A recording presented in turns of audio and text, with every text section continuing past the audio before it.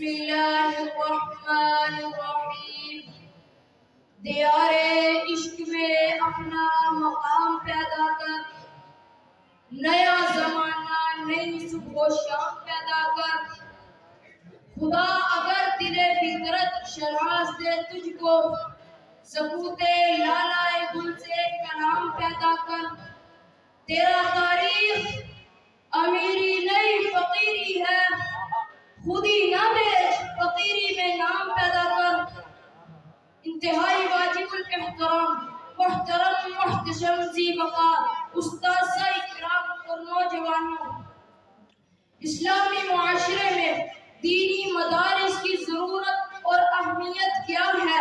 کوئی بھی ہوش مند مسلمان اس چیز سے ناواقف نہیں کہ ان مدارس دینیا کے ذریعے نہ صرف اخلاق کا فضائل زندہ ہوتے ہیں بلکہ اسلامی تعلیمات کی علم و فنون جیسا مبارک عمل بھی اس معاشرے میں جاری رہتا ہے۔ پھر یہ بات بھی روزے روشن کی طرح واضح ہے کہ کسی اسلامی معاشرے کی بنیاد اسلامی تعلیمات اور قرآن و حدیث کے بغیر نہیں رکھی جا سکتی۔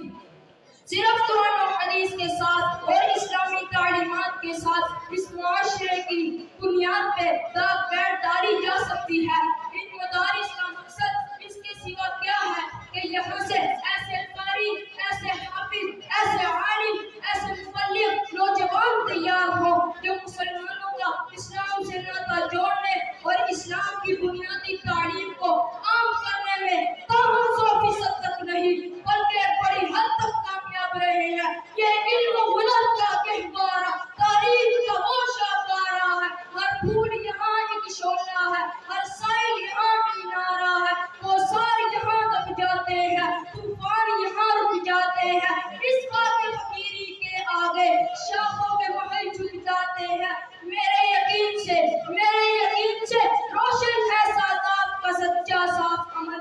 آنکھوں نے کہاں دیکھا ہوگا تاریخ کا یہ تاج محل۔ ان مدارس دینیا کے ذریعے ایسے علماء، ایسے محدثین، ایسے قاری، ایسے عالم تیار ہوتے ہیں جن کے نتیجے میں دل کو سکون، آنکھوں کو ٹھنڈک، روح کو سرشاری اور ایمان کو پختگی کی دولت نصیب ہوتی ہے۔ اسی لیے مفکر پاکستان، شاعر مشرق علامہ محمد اقبال نے کہا کہ ان مدارس کو اسی حالت میں رہنے دو، ان مدارس کو اسی حالت میں رہنے دو، ان مسلمانوں کے بچوں کو انہی مدارس میں پڑھنے دو۔ اگر یہ ملا درویش نہ رہا تو جانتے ہو کیا ہوگا؟ جو ہوگا میں اپنی آنکھوں سے دیکھ آیا ہوں۔ اندلس میں مسلمانوں کی 800 برس کی حکومت کے باوجود کتبہ جیسے کھنڈرات اور اسلامی تمیز و تمدن کا کوئی نشان نہیں ملتا۔ اسلامی تمیز و تمدن کا کوئی نشان نہیں ملتا۔ سچ بات تو یہ ہے اگر یہ مدارس نہ ہوتے مجھے پتہ نہ چلتا میرا رب کون ہے، میرا حاجت روا کون ہے، میرا مشکل کشا کون ہے۔ اگر یہ مدارس نہ ہوتے مجھے پتہ نہ چلتا آمینہ کے لال کا، عبداللہ کے لخت جگر کا، صافی کوثر کا، شافی محشر کا، جان جہاں محبوب خدا محمد رسول اللہ۔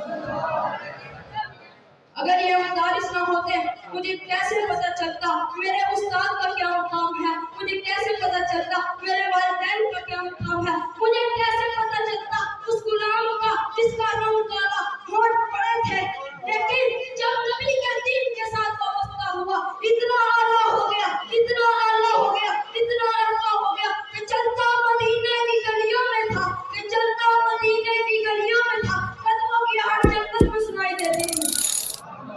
اپنے لہو سے روشن کر دی دنیا اس ویرانے کی، اگرچہ تنگ بہت تھی راہیں شہر پاک ہو جانے کی، جان تھی وہ بھی دیتی پھر بھی رہے شرمندہ ہم، دل والے خود ہی لکھیں گے کہانی اس افسانے کی۔ وآخر دعوانا ان الحمد للہ رب العالمین۔